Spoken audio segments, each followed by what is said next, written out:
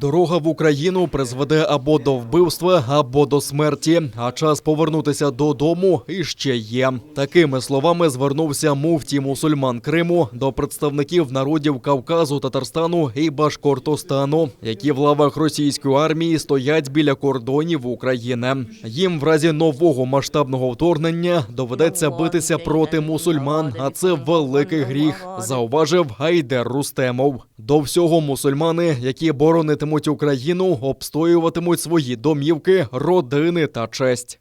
Здесь, в Украине, мы беспрепятственно можем призывать к вере в единственного Бога, объяснять людям ценности ислама, открывать свои исламские школы и дошкольные учебные заведения.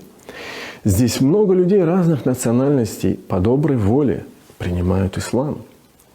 Поэтому, дорогие братья, если вы по какой-то причине оказались в войсках РФ на границе с Украиной, то еще не поздно найти какую-то другую причину, чтобы вернуться домой.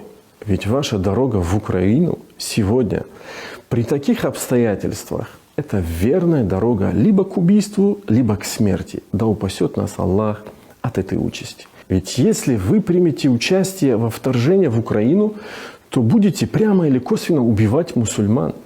Вы можете столкнуться с мусульманами здесь, которые будут защищать свои жизни, имущество, семьи, честь. И если умрут, то умрут они шахидами, иншаллах.